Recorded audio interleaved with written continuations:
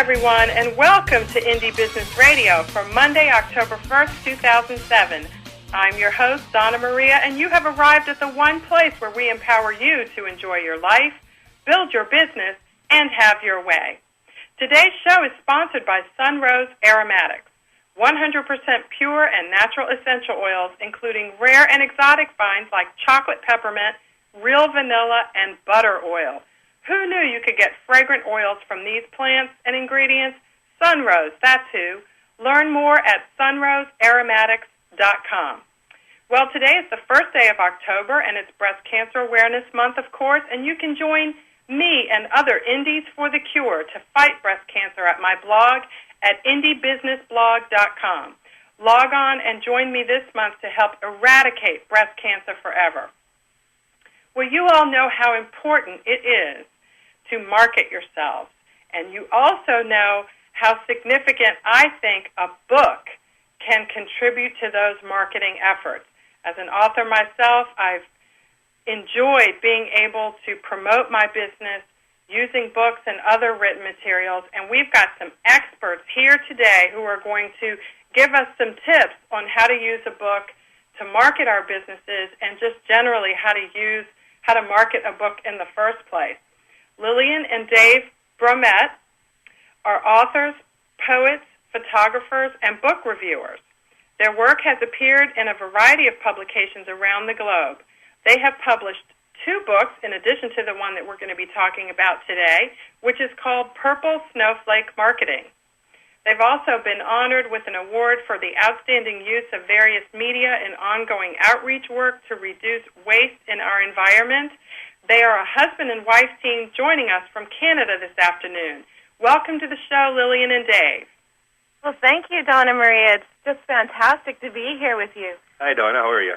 I'm good, both of you. Now, I got to ask you just at the outset, because it's so interesting to me that you guys, as a husband and wife, have decided to work together. I'm going to start by asking Lillian to give me a short summary of what it is like to work with the person that you also live with. Well, I think that, number one, a person really has to think about the common courtesy factor when you're working with another individual, making sure that you're taking their needs and their time schedule into your own consideration and into your own expectations of what that person should be able to contribute. So we try to give each other space and also to focus on using each other's strengths. Dave is an excellent proofreader. He's very good at editing and forming sentences in a very clear and concise and friendly manner. And so his skills are certainly an asset in everything that we have published. He's also a photographer. I'm really skilled in regards to researching and networking and marketing and organization and these kinds of skills. So we sort of split off, and then we meet in the middle when it comes to creating the books and marketing the books as well. Again, Dave is very good with dealing with people face-to-face and hosting events. Because of his experience as a drum teacher, he does drum workshops, and because of that experience, he's very good with dealing with groups of people when we do presentations in schools and things like that. He's the main presenter, and I'm more of the assistant, making sure that we're following the outline that we have and handing him the displays as they come up and that kind of thing. So it works really well, I think, if you realize each other's strengths and work with that. It sounds like, of course, you guys have been very effective together, and your business seems to be going gangbusters. Tell me, Dave, how did this whole thing get started with you and Lillian working together? Were you doing something else in a more traditional sense beforehand? I have to say it started about 10 years ago. We've been together for about 17 years, a little over 17 years now. About 10 years ago, we decided to go serious with our writing. We'd both been writing for most of our life, whether it's poetry, short stories. We both did a bit of correspondence with a writing school and learned the basics of being a writer and how to approach the publishers when you have something written and how to properly present yourself. And starting from that point, we took it seriously and started doing a lot of articles in newsletters, magazine articles, sort of what we call freelance writing. And from that developed into our idea for our first book, Trash Talk, which was based on a lot of those first freelance projects. And we just naturally started working together really, really well. Working well together is very important because we share a computer, of course. It's kind of tough that way, but we really work on each other's strengths, and we've been doing that for 10 years now and really developed it into quite a nice little teamwork thing we have here. And what have you noticed, Dave, about the publishing industry in the past 10 years? Have there been any significant changes that can help authors who are either self-publishing books or work with small publishing houses? Well, I think in the last 10 years, a couple of important things have happened. Mainly the technologies that we have as writers now. We have computers and spell checkers and grammar checkers and instant access to communications between publishers with emails that take anywhere from a few minutes to maybe a few days to get an answer. In the old days, we used to wait for weeks and months sometimes for an answer back from a publisher on an article. So that article sits waiting, not knowing whether it's been accepted or not. So nowadays, with the technology of emails, it's pretty much instant, and most publishers and writing people are also working on the weekends, nighttime weekends. So you can get an answer on a weekend where normally you have to wait weeks and business hours only in the old traditional sense of snail mail. So another important thing is to consider as a writer is that publishers don't necessarily have editors that edit for the writer. So you have to give pretty much the product that the publisher is expecting in its final form acceptable to them. They don't want to have to do a lot of work to fine craft your work and saying, well, we have to rewrite this and redo this piece to fit our format. You pretty much have to do your homework and your background checking on that publication, that magazine that you're writing for, before you even write for them and see what you're going to submit to them. Make sure you write along the same vision that they have for their publication. So very important. Is it harder these days, Dave, to have a book published because things have changed so much than it was, say, 10 years ago? Sorry, what was that? I didn't hear the first part of the question. Is it more difficult today than it was 10 years ago to get a book published? And I want to focus for a moment not on self-publishing, but on having a traditional publishing house publish your book. Actually, I think it's easier now to get published, although the competition is higher because a lot of people have computers and they are able now with Word programs and other programs on the computer. They're more easily able to put a book together. Even though the competition might have gone up as an author in regards to getting a publisher's attention, there are more publishers, and there are also a variety of genres of publishers. Some publishers will focus on particular genres in regards to, they might only focus on mystery books or only nonfiction books, or it might be a general publisher that publishes all kinds of things. So we can, look for the publisher that is just right for us. Is this a publisher that focuses on environmental books?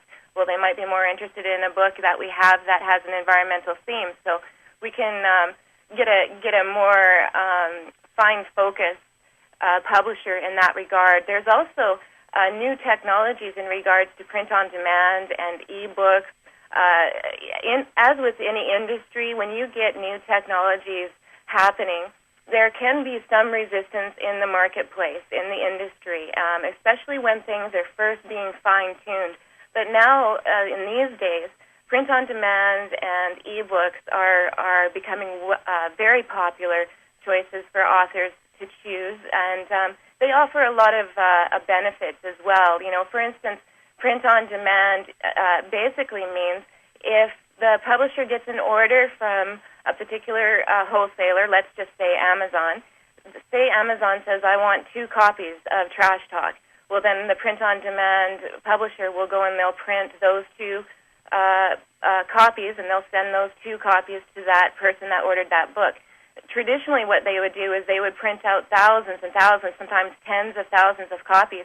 They have to have warehouse costs and warehousing buildings, and then there's costs involved with loss of product due to improper storage or perhaps issues that happened in the warehouse like flooding or fire. Any of these kinds of things can happen and destroy that publication. And it's also a very environmental choice to choose print-on-demand and e-books because it doesn't destroy as many trees. Again, traditional publishers in the past would print out, again, tens of thousands of books. Well, that's a lot of trees sitting there that may never, ever get read. And so it's important that we take these kinds of things into consideration when we're shopping nowadays, to consider what effect we're having on resources. It's if it's true then that there is at least one book in everyone, and I've heard that said many times before, it sounds like the biggest challenge before the book actually comes out is actually having the discipline to sit down and put pen to paper. That's correct. Yeah. That's the biggest discipline we have to do is get it down and of course present it in a rational way that it's going to be acceptable to the market you're directing it at. Because I love what you said, Lillian, about how you can match the idea that you have for a book with a publisher who's already predisposed to express an interest in it. That's correct. And with the Internet nowadays, with Google searches and somewhat, say I've written an article on snowshoeing, for instance, I can now do a search for any publication out there that is possibly looking for an article on snowshoeing. There's websites and hubs now that you can look for that and apply what you have ready to go and find that market. That's right. It doesn't matter whether you're a freelance writer, a poet, someone who strictly focuses on publishing books or booklets. Whatever your genre is, the key is to research your market and make sure that you look at their guidelines. Look at their guidelines and see what they're looking for, and make sure that you're meeting those standards to the letter before you even consider sending your query letter out to that market. Now, Lillian, how did you and Dave's idea for Purple Snowflake Marketing come about? Okay, well, originally, of course, it was our own marketing plan. It's actually based on research that we've done with well over 3 years of research, hundreds of books and magazines and articles that we've researched just for our own promotion needs. We've also discussed with numerous authors over the years things that they've been doing, and our business marketing courses that we've taken to run our own home-based businesses as well. All of this information is compiled into this ebook, and basically, as I said earlier, it started out as our own marketing plan, and I found that I was giving out this information regularly on writers' forums. You know, as writers, we tend to share generously between each other and trying to help each other along. And so on these forums, I was just sharing information with others, and eventually I became known as a marketing guru, and I was also called the Pink Bunny because our marketing just keeps on going and going and going, and these kinds of terms were happening for us. And I decided that Dave and I should really consider putting this ebook together in such a way that that these authors that are working on a frugal budget and with limited skills, a lot of them haven't been exposed to what is involved with publishing a book, and this is what we've put together in this ebook for them. I think the title "Purple Snowflake Marketing" is important to make a note of what that means. Purple Snowflake Marketing is how to make your book or your product stand out in a snowstorm of other products, because you can picture a purple snowflake in a field of snow. It would stand out. Most books are going to have a hard time standing out with all the books that are now available. What is it per year that is published, Lillian? 3 million or something? Oh, yeah. In the States alone, there's over 170,000 books that are published annually. Yeah, so, your book has to stand out among those books that are published every year, but also the ones that were published before. So our book basically teaches you how to stand out and make your book a little more special than the other books around you in your genre even. I love that. That's a good word picture, the Purple Snowflake. I like that title. So, Dave, when you set out to write a book and you decide to choose the marketing channels that you use, are the marketing channels generally different depending on the type of book you want to write, or are there some broad categories that everybody can use no matter what kind of book they have? I think it's pretty much specialized to your book, Donna Maria. Most books have a certain slant on them, a certain topic, Like, for instance, if we're writing about Purple Snowflake Marketing in a book, we have to sort of go for that audience that needs this book. So we have to consider what the audience is looking for, how they want it presented. As writers ourselves, we can look at that and understand that easily. So, of course, you usually write about what you know well. You're not going to write about something you don't really know much about. So knowing a lot about what we're talking about, we can slant this towards ourselves and say, yeah, this is what we would like as a writer. And we see what we've found before in the market that's not working for people. So we can sort of say, yeah, this has worked, this doesn't work, take ideas that we've seen and morph it into our own thing. So definitely I think each book has its own individual marketing plan. Absolutely. There are general things that most book authors will do to promote their book. I mean, we're all going to go out and we're going to try to get the libraries to buy our books. We're all going to contact the bookstores and say, hey, here's another book that's just come out. But in order to stand out among a crowd, as you know, like a Purple Snowflake, you need to do something different. And in order to do that, you need to define exactly who your audience is, as Dave mentioned. You need to define exactly what benefits they're going to get out of your book. Also, you need to define what are the possible obstacles in the market and how are you going to overcome those. Those are all keys before you even develop your marketing plan. These are the key steps that will help you develop a very effective marketing plan. And Lillian, what are some of the key online marketing tools and tasks that are available to people who have a book that they really want to market mainly online? Okay, well, the basic initial things that people need to do online would be, of course, getting their signatures happening on their emails and their communications. This is a little automatic tool that you can sign up on, get designed on your emails and your outgoing correspondence that says your name and your website addresses and your basic information, such as, you know, your book is due out on such and such a date, or it's available here now, or these kinds of things you can put in your signature. You can, of course, promote your other marketing activities, whether it be your blog or your newsletter. These kinds of things are very important to have in your signature. The second thing that people should do right away when they're promoting their book, even if you only have one page or a paragraph's worth of information, get a website happening. You need to have something that you can refer people to, and you also need a place that you can go to and maintain on a regular basis, that you can update new information. That's the first thing I think people need to do when it comes to Internet marketing.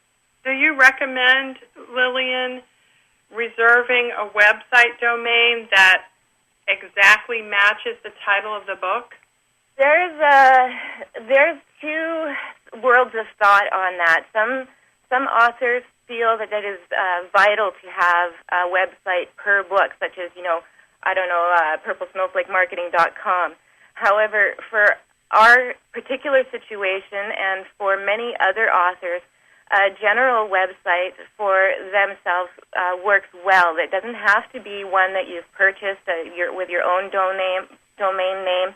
You can use a variety of the free websites that are out there available for people.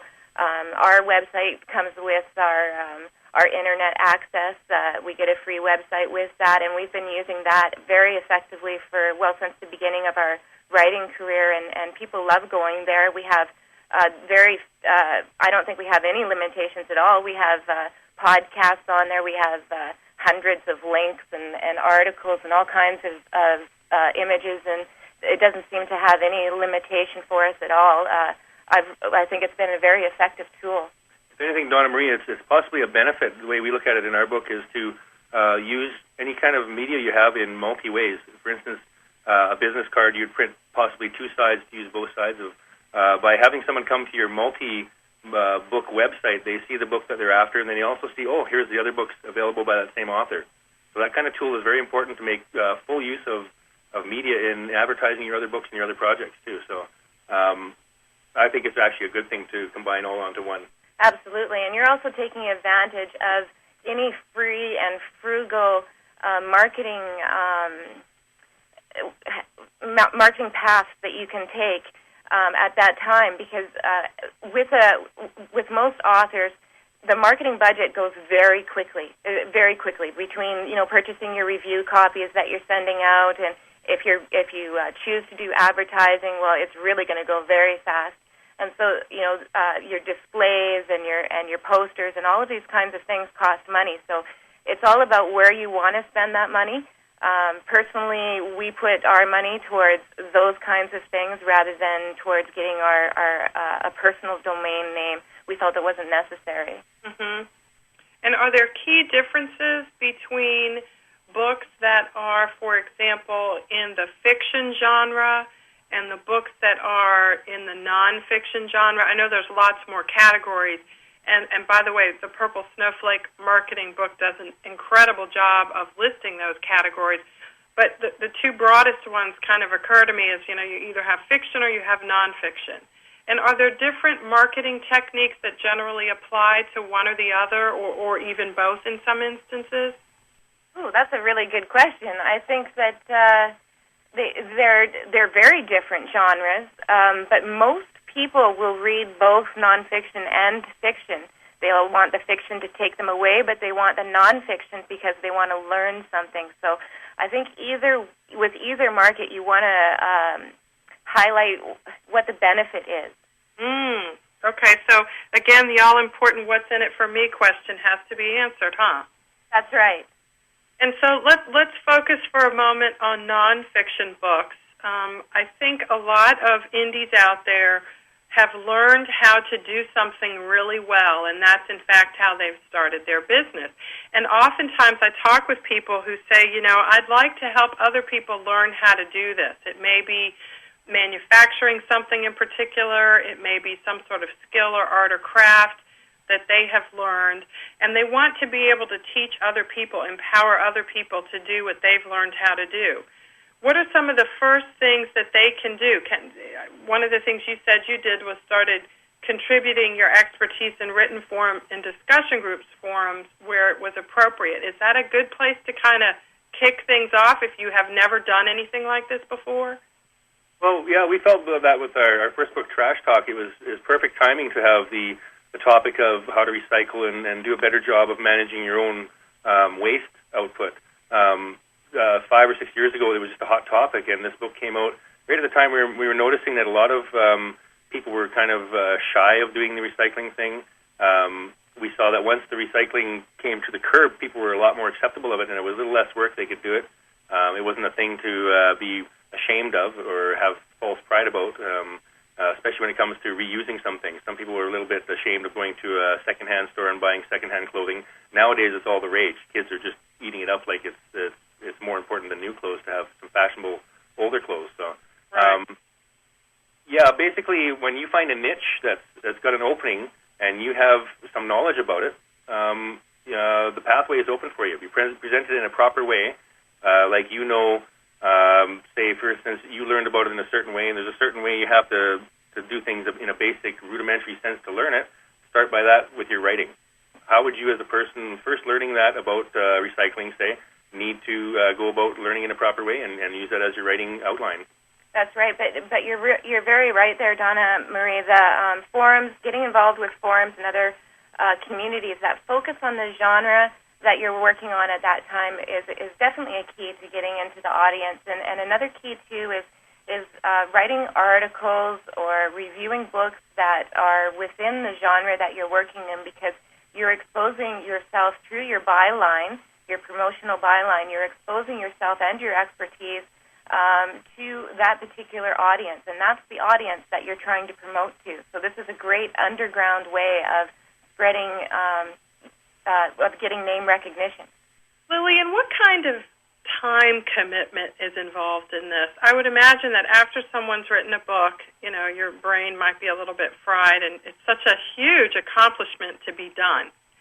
And then you turn your attention to going full bore on the marketing, but oftentimes you also have to keep an existing business going. What are some tips that you can offer to someone to kind of help them maneuver within the 24 hours that we all have in a day to keep an existing income stream coming in as well as promote a book which I guess can also increase the income stream that's coming in. I think the key is to have, two skills. First, you have to have time management skills. You have to be able to decide where in your day can you dedicate a certain number of hours or a certain amount of time. If it's only half an hour that you have from Monday to Friday every day, well, that's all you have to work with. Maybe Saturday and Sunday you can increase that to 4 or 6 hours over the weekend to, increase that. What you need to do is dedicate a time. If you can, for people on tight schedules or who are working, say, a set amount of hours in a job, people who don't have to have their schedules move around too much, they can pick a certain length of time, such as between 4 and 6 o'clock in the evening. Nobody talk to me. Everybody be quiet. Everybody stay out of the office. And we're turning off the phone because I'm busy. I'm working. And that's what you have to do. You have to make sure that your family is involved. Your friends also have to be involved and understand that, whatever your marketing time is or your writing time is, whatever you've given yourself for your writing career, they have to allow you that time. They can't come and knocking because you're home and want to come visit you. They've got to be able to give you that time, and you have to have the self-discipline to say, no, I can't talk to you right now. No, I can't take care of your dry cleaning, or whatever it is that's going on in the family life. You have to be able to give that to yourself in order to get ahead. And again, I think the self-discipline is the second key. You have to be able to force yourself to stick to that marketing, those hours that you've decided to market. For myself, I write full-time. I'm at home in my office working full-time. So part of my day is writing, part of my day is marketing, part of my day is dealing with the record keeping. That's making sure that I have all the information and knowing who I'm going to have to contact and when, and all of that kind of stuff has to be organized. And so I try to segment my day so that I can handle all of those things at once. I personally, I think Dave and I spend anywhere between 4 to 6 hours on a daily basis simply marketing our work. And how did you guys decide on an e-book for the Purple Snowflake Marketing book as opposed to other forms of books that you had to choose from, Dave? Actually, we thought that was a rational way to go because an e-book being online, basically on your computer, we have a lot of links in the back appendices. There's about 6 or 7 appendices full of links and resources. No, there's 21 appendices. 21 appendices. They're full of links and instant hyperlinks that you can just click on. So when you're on your computer online, you just click on this link, say for a contact in libraries in Arkansas, for instance, and it's that fast. It's like being on the internet. So rather than having to go to a book and open your book and type in a link to find that particular resource, it's much faster. You know what I think is another great resource in the back of your book is a summary of holidays that fall in different months of the year. Well, that's part of Purple Snowflake Marketing. It's another key is how are you going to stand out? How are you going to get media exposure? And in order to do that, you have to tie into events and get people's attention. So, for instance, this month, as you mentioned earlier, is Breast Cancer or Cancer Awareness Month. Is that right? Or Breast Cancer Awareness Month. And so if your book has a character who has experience with cancer even, and it's a fiction book, you can use that one little aspect, that one character, you can use that this month in your promotion efforts. And that certainly is a good list to have no matter what you're promoting, isn't it? Well, absolutely. I use it all the time. I'm constantly referring to that holiday list myself, that holiday and event list, pretty much on a every other day basis. I'm going back to that chapter and using it myself. I use it for our radio show as well when I'm dealing about certain subjects. If it's such as Canadian Rivers Day, I might talk about how we can all clean up a river near us and participate on an individual level and these kinds of things. So it's very effective to reach the market and stand out. And you guys do a lot of real hands-on, proactive outreach to market your books and your other, your magazine articles and things. What would you say are the top 2 or 3 outreach methods that have worked best for you? We found for our book Trash Talk, actually, a few of the outreach projects we've done has been to clean up the trails and little park areas around our town. We find that not only gains some excitement about the book and the topic of taking some responsibility for our world and our environment, but it also just got people thinking, I should be out there cleaning up, just getting them not on a guilt trip, but just feeling better about where they hike and walk and taking some responsibility for the garbage they walk by every day, rather than, tisking and complaining about it. Pick it up and do something, because when you walk by it complaining, it's really no worse than the person who dropped it there. So. Mm-hmm. And when you've done outreach, let's say for an ebook, have you found that a community has developed around it? I mean, do you have like a blog or any other kind of community-type things that surround any of your books, online community-type things? Sure, yeah. We have 2 blogs. There's one at our website at myspace.com/Canadian authors. They can go there and they can look at our blog. I maintain that probably at least once a week, if not several times a week. There's also a blog at our radio show, which is www.blogtalkradio.com/conscious discussions. And we maintain those 2 blogs as well. Just recently, though, this last year or so, we've been doing the blog thing. Before that, we were doing more other activities such as writing articles, book reviews, internet networking, marketing to various publications, and these kinds of things was where our focus was before. But now we've taken on doing blogs. I know a lot of authors start out with a blog, or they start out with a newsletter, and I guess that's all right if you've already built a name recognition and an audience, a loyal audience that keeps on coming back to your website. But at first, I think you really need to build that name recognition and get some expertise, your knowledge and your expertise out there, get some people interested in coming to your website, and then start providing them with materials like that. For us, it's been very effective. You mentioned the term building a community, Donna Maria. Lillian actually had quite a community built before the book was even released. She's active on a lot of chat rooms, or not really chat rooms, forums where she talks with other writers. And being so generous with her advice, she got a lot of interest from these writers before the book was even released and actually finished. And people were saying, well, when's it out? I'm interested. When can I get the book? So very important thing to note is to build your community before the book is even out. Build some excitement. Get some people interested before the pre-release date. So it's never too soon. Actually, Dave brings up a really good point there. Your marketing plan should begin 3 to 6 months prior to the release date. A lot of people wait until their book is actually going to be released, or a few months they realize, it's going to be released in a couple of months. I guess I should start working on a marketing plan. You're a little bit late. You need to work sooner than that.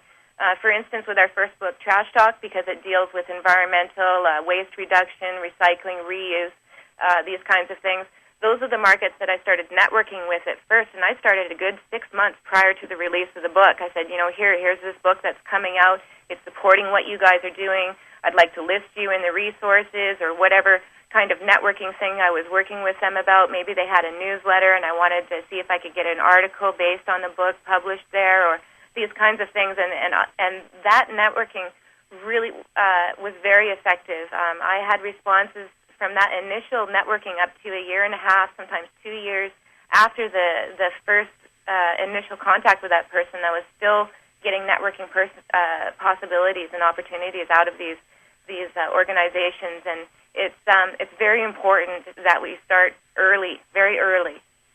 That's one thing we have to realize is you see those nice reviews that people have on their book covers on the inside or the back.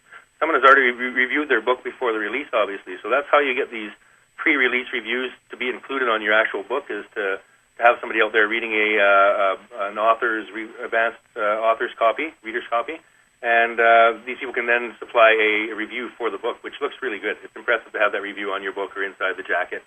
And how do you suggest people track all of this information? I mean, I'm hearing you offer so many fabulous tips, and I know there's even more in your Purple Snowflake Marketing book. But I just wonder what sorts of tools you use and what you recommend other people use to track all this, because it's not just like tracking contacts for people who may be interested in buying whatever product it is you're selling, because you may have one product and you sell it to different people and you track your contacts with them. But with a book, it sounds like, you've got your discussion groups, you've got your radio shows, you've got your magazines, you've got your online blogs, and people who might be interested in using some of your content to help you promote the book, as you also help them, give information to their readers and viewers. How do you suggest people track all this? It seems like a full-time job just to track it. It can be quite overwhelming, actually. Initially, when I first started doing record keeping, I was using the Excel program. I still am, but I know there's other record-keeping programs that people can use. But I personally use the Excel program, and I found at first I was keeping track of every single person that I contacted, whether I had gotten a response for them or not. Eventually, I decided that this was, getting into the lists of thousands, and I really couldn't keep this kind of information, and so I kept it down to simply the people who were responding to my queries. A query, for those of you who don't know what that is, it's basically your letter of introduction and your explanation of why you're contacting them. I'm an author, Lillian Brummet. I'm contacting you about my book, Trash Talk. I think that it would fit well with your audience because blah, this is what I'd like to do with you, this kind of thing. That's a query. So what I found was just by keeping track of the people that were responding to that query. So for Excel, what I would do is I would use color codes so that at a glance I could see who needs a follow-up letter. Someone might tell me, okay, well, yes, I'm interested in having your article in our newsletter, but I can't think about doing that until next spring. So that means I have to follow up next spring. So I'll use a color code that says, okay, this one needs a follow-up. For me, that's blue. You can see who has been a success or a failure by your color codes as well, such as I'll block out the whole line of that person, their contact information, their name, and all of the notes that I have on them. I'll block that whole thing, say, as green, because they've said to me, no, actually, I've decided not to work with you because of this or that reason, and that way I know at a glance that I don't have to follow up on them, but I have contacted them, and we have had interactions, so that way hopefully I don't double them. I don't hit them up again accidentally. Also, I keep track of ones that have been a completed project, such as a Whole Life Living Journal, for instance, has done a number of articles of ours. They're putting out another one in November, and they're marked as purple because I don't have to deal with them anymore. They're done. So every one I'll have a different code for that person. It doesn't matter. I don't have color codes for the source of that market, such as whether it's a publication, a radio program, a journalist, a reviewer. I only have color codes for what I need to do, such as do I need to follow them up? Is it a completed project? Am I published there? Those kinds of things, and I can look at a glance and see exactly where I'm at. Wow. I'm listening to you, and I'm thinking you could write a whole book just on that. Yeah. You certainly could, yes. And when it comes to tracking the actual book sales on, like, for instance, Amazon has a tracking method that I think they list your book amongst 3 million others. And so you have a number of between 1 and 3 million as to where your book is at that particular day. So you can go crazy keeping track of that, or you can just wait for your royalty check at the end of your 6-month or your quarterly period and do that way. Because you can really spend a lot of time tracking, and it doesn't tell you exactly how much, because that's, for instance, that's only one website, right? That's only one supplier, Amazon. So you have to look at your books could be everywhere around the world internationally. You don't really know what's going on until you get that royalty check at the end of that period. So be careful of how much time you spent tracking and record keeping, because that could take up more time than actually your next writing project, which is pretty much more important as a writer to keep going. Dave makes a really good point there. Don't focus on your ranking numbers or your book sales. Focus on your marketing instead. You could spend way too much time, as he said, and get yourself all worked up over something that isn't all that clear. For instance, ranking numbers. only tell you what your book is selling at as compared to other books. For instance, that day your book might have had 1 sale, and other books might have had 10 sales, and so your book falls at a certain ranking among other books. That doesn't necessarily mean it doesn't necessarily tell you the number of sales. It just tells you your ranking. And so by looking at that, you can go crazy thinking, oh gosh. But the one good thing about using those rankings is that you've just done an interview, or you know that you've just had an advertisement published in one particular publication, and you're trying to see if that was an effective thing. If you go and look that day and several days after that publication comes out, and you're looking to track to see if that ranking number goes down, and that's effective if you know that you have nothing else going on during that time, and you know that that's the only advertisement that's coming out, for instance, and you haven't done any other publication or marketing for that time period. It can sort of tell you whether that advertisement was an effective choice for you to make or not. Otherwise, ranking numbers really aren't something that we should be concentrating on or even paying too much attention to. And let's switch gears here for a second, Dave and Lillian, and talk about people who have their books published by a publisher or who are looking to do that. Are there different sorts of skill sets and different types of activities that are involved? And I know that's a big, huge question. Let me see if I can narrow it down a little bit.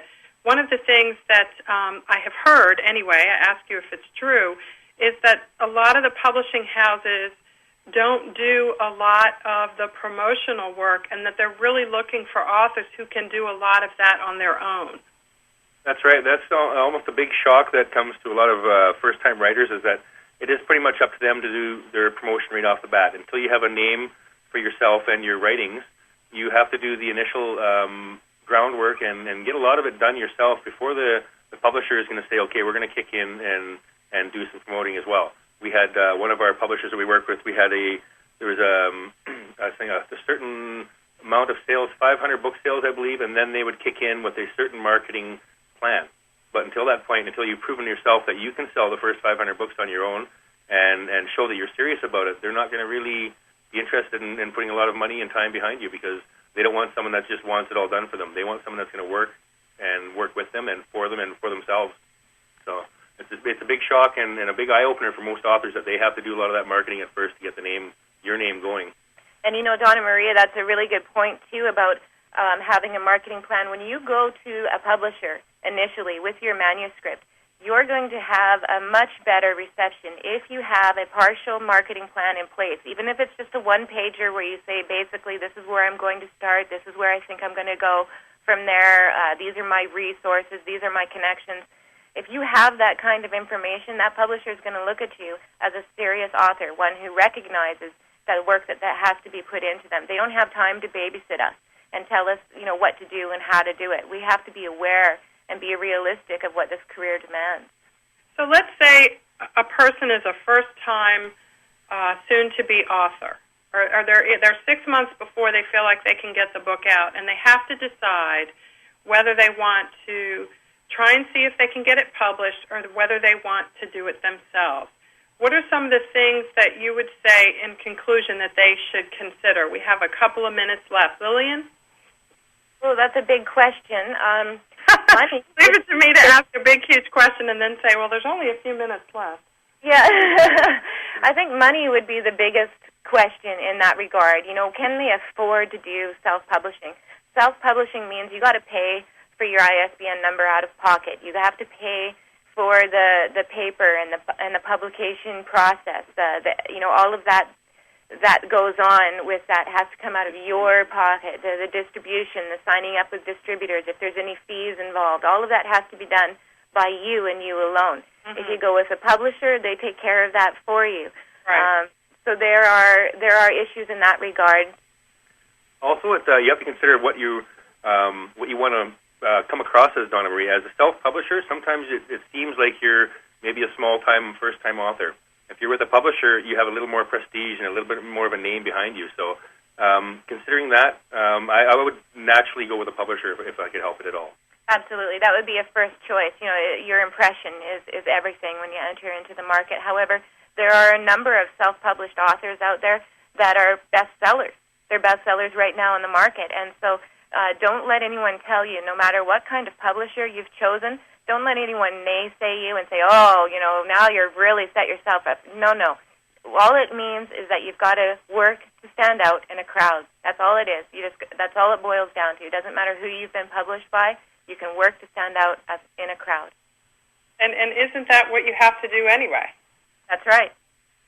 No matter what you do. Well, those tips were really great right there at the end. I mean, it does oftentimes come back to the first thing that you suggested, which is money. How much do you have? How much do you want to spend? That's a really, really big issue. Well, I want to, Dave, if you wouldn't mind telling us your website address or addresses, if you'd like. What are the places where you would want people to come and learn more about you? And also, where can we go, of course, to download and purchase Purple Snowflake Marketing? Okay, our own personal website is www.sunshinecable.com/tilde-Drummet. And that tilde is a little squiggly sign right below your escape key on the keyboard. And Drummet is spelled D-R-U-M-I-T. Okay. We also have a MySpace blog. It's myspace.com/Canadian author. And Lillian's radio show, or our radio show, is on blogtalkradio.com/conscious discussions. And that's now a bi-weekly show. Wow. Well, Dave and Lillian Brummet, co-authors of Purple Snowflake Marketing, thank you for joining me today on Indie Business Radio. It was great to have you. Indie Business Radio is produced by Indie Business Media, LLC.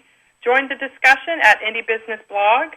Stream or download all of my radio shows at our website at indiebusinessradio.com.